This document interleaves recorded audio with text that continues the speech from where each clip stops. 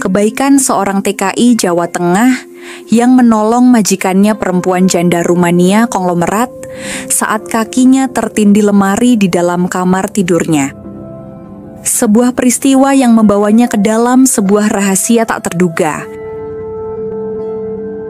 Tak seorang pun pernah benar-benar tahu kapan hidupnya akan berubah.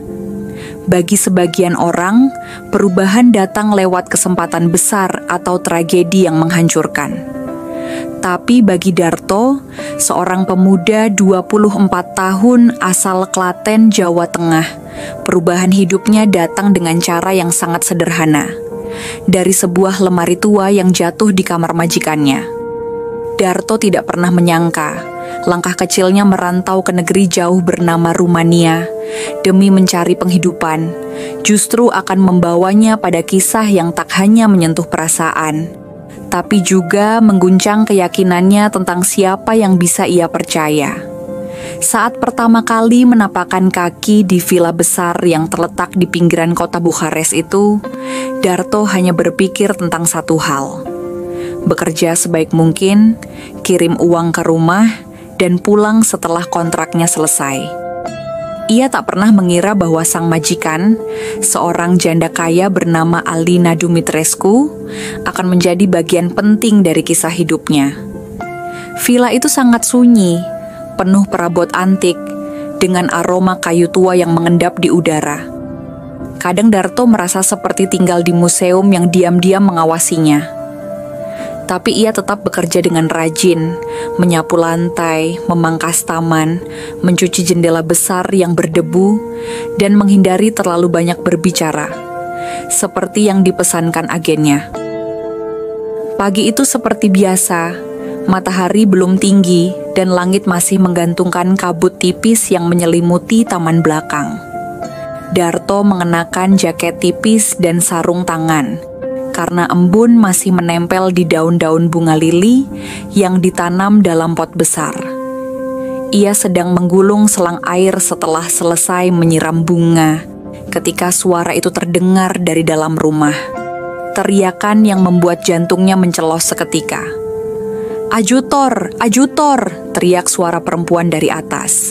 Ia mengenali suara itu. Itu suara Madam Alina. Seketika tubuhnya bergerak sebelum otaknya sempat mencerna.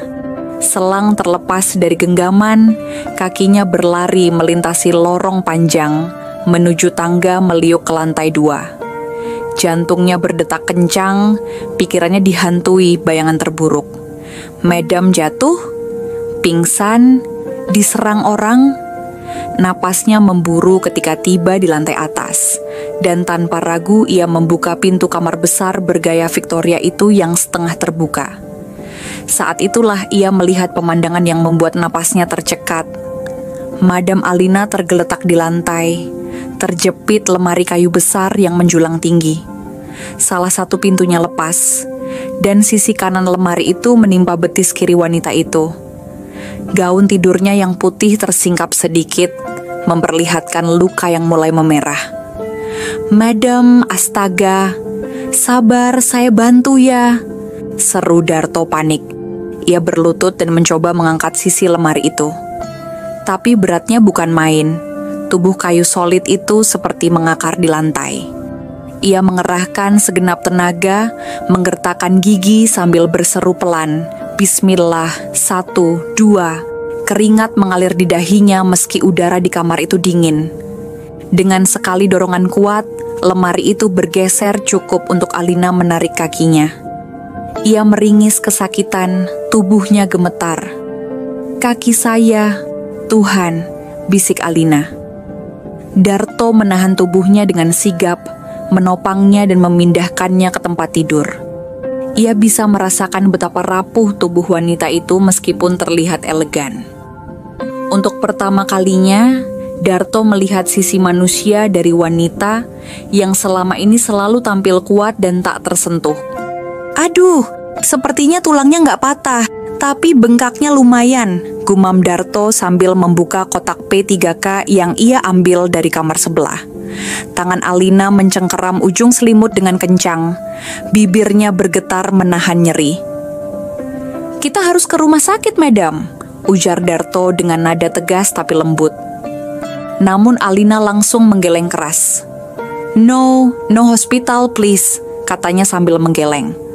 Wajahnya pucat tapi ada ketegasan dalam tatapannya. "Cukup kamu bantu bersihkan lukanya. Aku tak mau orang luar tahu." Darto mengernyit bingung. "Tapi ini bisa serius, madam," ujarnya khawatir. Alina hanya memejamkan mata, menolak bicara lebih jauh. Darto tahu itu bukan saat yang tepat untuk berdebat. Ia segera mengambil alkohol, kapas, dan perban. Tangannya sempat gemetar saat membersihkan luka di kulit Madam Alina yang halus dan pucat. Ada darah mengalir pelan dari goresan panjang di betis wanita itu. "Maaf ya kalau perih," katanya pelan. Alina tak menjawab, hanya mendesah tertahan. Di ruang yang hening itu, hanya terdengar desiran napas dan detak jantung Darto yang terasa seperti gendang perang. Saat sedang membungkuk untuk mengambil perban tambahan di bawah tempat tidur, tanpa sengaja lututnya menyenggol laci kecil di sisi ranjang. Laci itu terbuka sedikit, dan sebuah amplop coklat tebal jatuh ke lantai. "Wah, sorry," ucap Darto spontan. Ia buru-buru memungut amplop itu. Namun sialnya isinya terjatuh dan berserakan di lantai kayu. Beberapa lembaran cek bertanda tangan, foto-foto hitam putih yang usang, dan selembar dokumen yang tulisannya langsung menarik perhatian matanya, tertulis di sana. Ion Petrescu, Operasi 1989. Darto membeku. Nama itu pernah ia dengar sepintas dari televisi tua di ruang santai.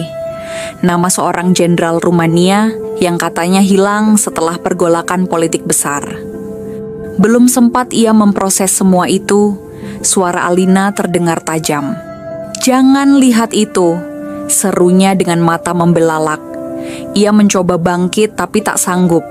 Darto langsung panik. "Maaf, madam, saya nggak sengaja, sumpah," katanya tergopoh-gopoh mengumpulkan semua kertas itu dan memasukkannya kembali ke dalam amplop. Ia menunduk dalam, merasa benar-benar bersalah. Tapi saat ia menoleh, ia melihat tatapan Alina yang berbeda. Bukan hanya marah, melainkan takut. Sangat takut. Saat amplop coklat itu terbuka dan isinya tumpah ke lantai. Waktu terasa seolah berhenti di kamar bergaya Victoria itu. Darto mematung sejenak. Matanya menangkap dokumen yang warnanya sudah menguning, cek bertanda tangan yang nilainya mencengangkan, dan yang paling menyita perhatian, selembar kertas dengan tulisan besar yang tampak resmi. Ion Petrescu, Operasi 1989. Ia hanya membaca sekilas sebelum menyadari bahwa ini bukan sekadar dokumen biasa. Nama itu seakan-akan menarik benaknya kembali ke percakapan para sopir di garasi villa, yang pernah menyebut soal jenderal militer yang menghilang secara misterius pasca revolusi Rumania. "Jangan lihat itu," seruan Alina memecah keheningan seperti pecahan kaca.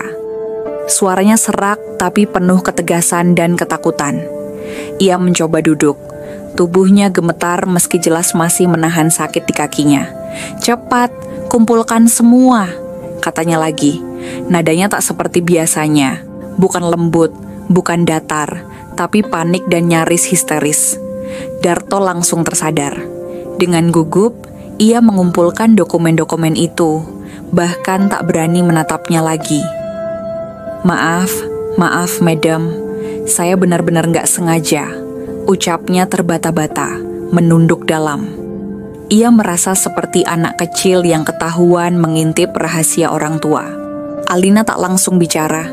Ia hanya duduk terdiam di tepi ranjang. Wajahnya menegang, nafasnya tak beraturan. Darto memberanikan diri mendekat, tapi tetap menjaga jarak. Di kepalanya, banyak sekali pertanyaan berkecamuk, namun mulutnya terlalu takut untuk bertanya. Sementara itu, Alina perlahan menyandarkan tubuhnya ke sandaran kepala ranjang, dan matanya menatap lurus ke arah jendela. Hujan kecil mulai turun, dan bunyi tetesannya seperti menciptakan irama sunyi yang menyesakan. Setelah beberapa menit hening, Alina berbisik lirih. "Kamu, jujur ya Darto?" Suaranya nyaris tenggelam oleh bunyi hujan. Darto hanya mengangguk, tak tahu harus menjawab bagaimana. "Aku sudah tinggal dengan banyak orang," lanjutnya. "Pelayan, sopir, tukang kebun, bahkan pengawal. Semuanya datang dan pergi, tapi kamu berbeda." Darto masih diam. Ia tidak tahu maksud dari kata-kata itu. Ia hanya merasa ini seperti awal dari sesuatu yang tidak ia pahami. Sebuah percakapan yang seperti menggali lubang ke dalam tanah gelap yang belum pernah ia jejaki. Keesokan harinya, suasana rumah berubah. Tidak ada lagi pembicaraan tentang insiden lemari. Tapi sejak pagi, Alina lebih banyak diam. Ia hanya memberi instruksi singkat kepada Darto dan tidak meminta teh atau sarapan seperti biasanya. Darto pun memilih untuk tidak banyak bertanya. Ia menyibukkan diri di taman, menyapu dedaunan, dan memotong ranting-ranting kering. Tapi pikirannya terus kembali pada dokumen itu. Nama Ion Petrescu seperti berputar-putar di dalam kepalanya, bersama foto-foto tua yang sempat ia lihat sekilas. Beberapa dengan lambang militer, beberapa lagi tampak seperti hasil pemantauan atau penyelidikan. Sore harinya, saat ia membawa teh ke ruang tamu, Alina memanggilnya untuk duduk. "Darto," katanya pelan, "bolehkah aku bercerita sedikit tentang hidupku?" Darto sempat terkejut. Biasanya ia hanya diminta mengantar, tidak pernah diajak duduk bersama. Ia pun meletakkan nampan perlahan dan duduk di kursi seberang. "Tentu, madam, saya dengar," jawabnya sopan. Alina menghela napas panjang, lalu mulai bicara dengan suara yang lebih pelan dari biasanya, seolah takut didengar dinding rumahnya sendiri.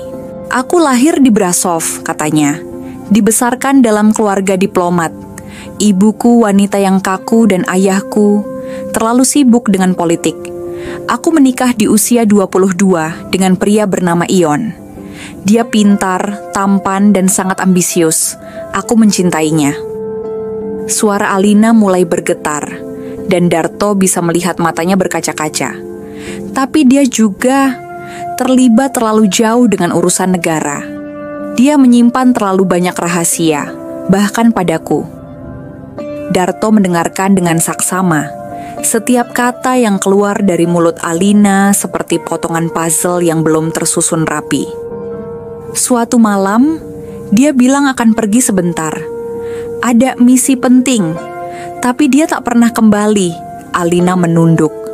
Tangannya meremas kain rok yang menutupi pahanya. Aku mencarinya, bertanya ke orang-orang, tapi semua diam. Hingga akhirnya datang selembar surat dari seseorang yang tak kukenal. Membawa kotak, isi kotak itu adalah dokumen yang kamu lihat semalam. Darto merasa tenggorokannya kering. Ia baru menyadari bahwa luka yang Alina bawa bukan hanya di betisnya, tapi juga di hatinya, jauh lebih dalam dan lebih lama menganga. Sejak saat itu, Darto melihat Madam Alina dengan cara yang berbeda. Ia bukan lagi hanya majikannya, tapi seorang manusia yang terluka, sendirian, dan dipaksa menyimpan beban rahasia yang bukan miliknya. Hari-hari berikutnya, Alina mulai lebih sering berbicara dengannya. Mereka duduk berdua di taman, berbagi teh dan cerita. Alina bahkan sempat tertawa kecil saat Darto menceritakan masa kecilnya di Klaten, tentang naik sepeda keliling sawah, makan nasi tiwul, dan berenang di sungai yang airnya jernih. "Kamu beruntung," katanya suatu sore, "punya masa kecil yang hangat. Aku tak punya banyak kenangan seperti itu." Darto hanya tersenyum. Ia tak ingin menyela, tapi jauh di dalam dirinya, ia mulai merasa terhubung secara emosional dengan wanita ini. Wanita yang selama ini tampak kuat dan dingin, kini perlahan menunjukkan sisi rapuhnya. Ia mulai paham bahwa villa besar yang mereka tinggali itu bukan istana mewah, melainkan penjara sunyi yang dibangun dari rahasia dan kenangan yang menyakitkan. Dan entah bagaimana ia merasa bahwa ia dikirim ke sini bukan hanya untuk membersihkan debu, tetapi untuk menjadi seseorang yang akhirnya bisa membuat Alina merasa manusia kembali. Satu malam, sekitar seminggu setelah insiden lemari itu, Darto sedang menutup jendela ruang tamu ketika mendengar suara piano dari lantai 2. Ini pertama kalinya ia mendengar Alina memainkan piano. Nada-nada klasik yang sendu mengalun pelan, seperti meluncur dari masa lalu dan memenuhi ruang kosong di dalam villa. Darto berdiri di dekat tangga, tak berani naik tapi juga tak bisa pergi. Melodi itu entah mengapa terasa sangat pribadi. Setiap tekanannya seperti mengisahkan luka, rindu, dan kehilangan yang tak terucap. Ketika lagu berhenti, ada jeda panjang. Darto pun memberanikan diri naik ke lantai 2. Ia mendekati kamar kerja Alina, tempat bunyi itu berasal. Pintu terbuka sedikit. "Madam," ucapnya pelan. Alina menoleh, masih duduk di bangku piano, rambutnya tergerai, tak seperti biasanya yang selalu rapi disanggul. "Masuk saja, Darto," katanya tanpa menoleh lagi. Darto melangkah masuk perlahan. "Itu lagu ciptaan Ion," ucap Alina. "Dia selalu memainkannya saat gelisah. Dan entah kenapa, malam ini aku ingin mendengarnya lagi." Suaranya tenang, tapi matanya menyimpan sesuatu yang berat, seperti awan mendung yang tak kunjung hujan. Malam itu menjadi awal dari kebiasaan baru antara mereka. Alina kini sering mengundang Darto duduk di ruang kerja, hanya untuk menemaninya berbicara, atau sekadar mendengar alunan musik dari piringan hitam tua yang diputar pelan. Bagi Darto, ini semua terasa aneh tapi hangat. Ia tak pernah merasa dibutuhkan oleh seseorang seperti ini sebelumnya, terutama oleh seseorang yang status sosialnya begitu tinggi. Suatu malam, saat mereka sedang duduk di dekat perapian, Alina membuka sebuah map dari lemari kecil di pojok ruangan. "Ini catatan yang aku kumpulkan selama bertahun-tahun," katanya sambil menyerahkan map itu kepada Darto. Di dalamnya ada foto-foto, surat-surat tua yang telah diterjemahkan ke dalam bahasa Inggris, dan salinan artikel koran tua. "Aku percaya kamu bisa membantuku menyusunnya. Mungkin kamu bisa melihat sesuatu yang selama ini aku lewatkan." Darto mengernyit, tak mengerti sepenuhnya. "Maksudnya, Madam ingin saya membaca semua ini?" tanyanya pelan. Alina mengangguk. "Kamu punya mata yang bersih, tidak tercemar politik atau ketakutan seperti orang sini. Mungkin, hanya mungkin, kamu bisa membantu aku menyelesaikan teka-teki yang telah lama menghantuiku." Beberapa malam berikutnya, Darto mulai membaca dokumen itu sedikit demi sedikit. Ia mencatat nama-nama, tanggal, bahkan mencetak ulang peta kecil yang pernah digambar tangan. Di sela-sela membaca, pikirannya sering melayang pada pertanyaan yang sama. Mengapa ia? Mengapa Alina mempercayai seseorang seperti dirinya, seorang TKI dari desa kecil di Jawa Tengah, yang bahkan tak tamat kuliah karena harus menghidupi adik-adiknya? Tapi mungkin, justru karena ia bukan siapa-siapa, maka ia tidak membawa agenda apa-apa, tidak berpolitik, tidak berbahaya. Ia hanya ingin memahami. Dari dokumen itu, Darto mulai mengerti bahwa kepergian Ion bukan sekadar hilang. Ada dugaan pengkhianatan di dalam tubuh militer, dan Ion adalah bagian dari kelompok yang ingin menggulingkan pemimpin lama. Namun semua itu dibungkam oleh pemerintahan baru dengan label pengkhianat negara. Alina tak pernah percaya tuduhan itu, dan semua dokumen ini adalah usahanya membuktikan bahwa Ion bukan pengkhianat, melainkan korban dari permainan kekuasaan. Darto merasa dadanya sesak, bukan hanya karena isi cerita, tapi karena ia mulai ikut terbawa dalam rasa sakit itu. Hubungan mereka semakin dalam, namun bukan dalam arti romantis, bukan cinta yang terburu-buru, tapi sebuah ikatan jiwa yang saling memahami luka. Alina seringkali memandangi Darto dengan sorot mata yang dalam, seolah ingin mengatakan sesuatu tapi selalu mengurungkan niat. Suatu malam, ketika lampu villa dimatikan dan hanya lampu kecil di meja kerja yang menyala, Alina berkata pelan, "Aku tak pernah punya anak, dan kadang aku merasa mungkin Tuhan mengirimmu ke sini bukan sebagai pelayan, tapi sebagai penawar sunyiku." Darto tertegun, hatinya seperti ditarik pelan-pelan. Kata-kata itu, ia tidak tahu bagaimana harus menjawab. Tapi dalam diamnya, ia tahu bahwa ia juga telah berubah. Villa yang dulu terasa seperti penjara kini terasa seperti rumah. Alina yang dulu bagai patung marmer tanpa perasaan, kini seperti manusia yang tergores waktu. Tapi justru dalam goresan itu, kehangatan muncul. "Saya senang bisa membantu, Madam," ucap Darto akhirnya. "Saya juga nggak tahu kenapa saya dikirim ke sini, tapi kalau saya bisa sedikit meringankan beban Madam, itu cukup buat saya." Namun, semua kenyamanan itu mulai berubah arah saat Darto menemukan satu surat yang diselipkan di antara dokumen-dokumen lain. Surat itu pendek, tulisannya tergesa, dan diketik di atas kertas tipis yang hampir usang. Judulnya, Rencana Pengasingan, Lokasi Indonesia. Darto menelan ludah. Tangannya sedikit gemetar saat membaca isi surat itu. Kalimatnya ringkas tapi jelas.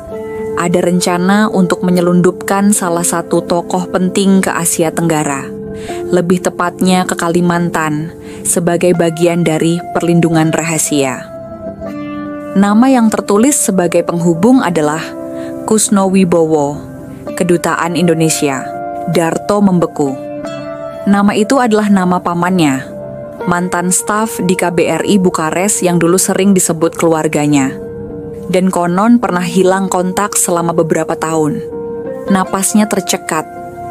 Dunia yang selama ini terasa sangat jauh dari dirinya, tiba-tiba terasa sangat dekat, terlalu dekat. Ia menatap surat itu lama, hingga suara Alina memecah lamunannya. "Kau menemukan sesuatu, Darto." Darto menoleh perlahan, dan untuk pertama kalinya, ia merasa seperti sedang berdiri di ambang sesuatu yang jauh lebih besar dari sekadar kisah cinta atau luka hati. Ini adalah kisah yang mungkin juga menyangkut dirinya sendiri dan keluarganya. Sejak malam itu, pikiran Darto tak lagi tenang. Nama pamannya, Kusno Wibowo, menggantung di benaknya seperti suara gong yang terus berdengung. Ia teringat cerita ibunya di kampung, tentang bagaimana pamannya dulu dikirim sebagai staf administrasi ke Eropa Timur, dan tak pernah benar-benar kembali.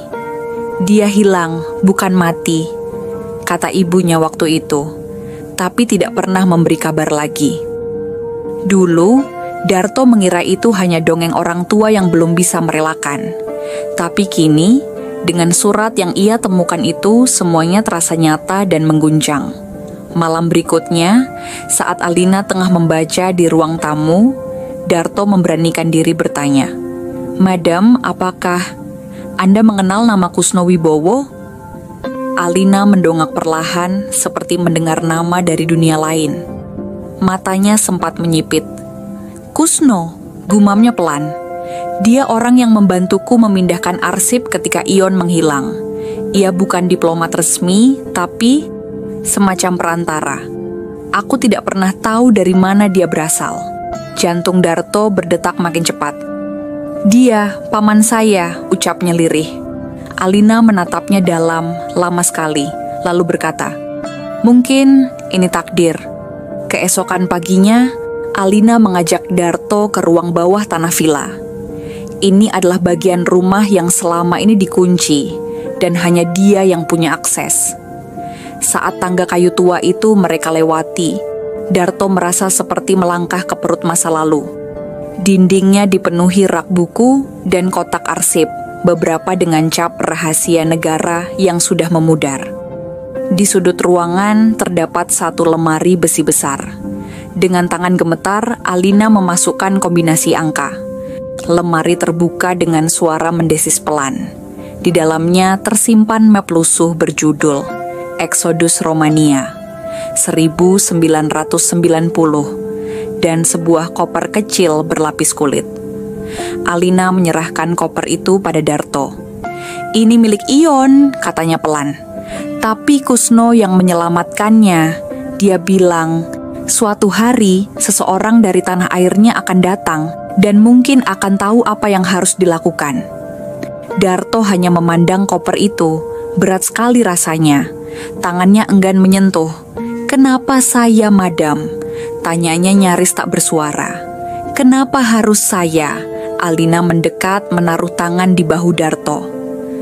"Karena kamu satu-satunya orang yang tidak butuh alasan untuk peduli.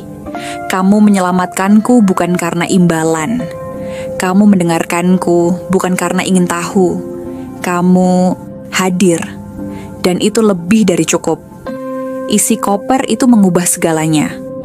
Di dalamnya ada tape mini recorder, surat tangan Ion yang ditujukan pada seseorang yang mencintainya meski dunia membencinya, dan sepasang paspor palsu atas nama lain.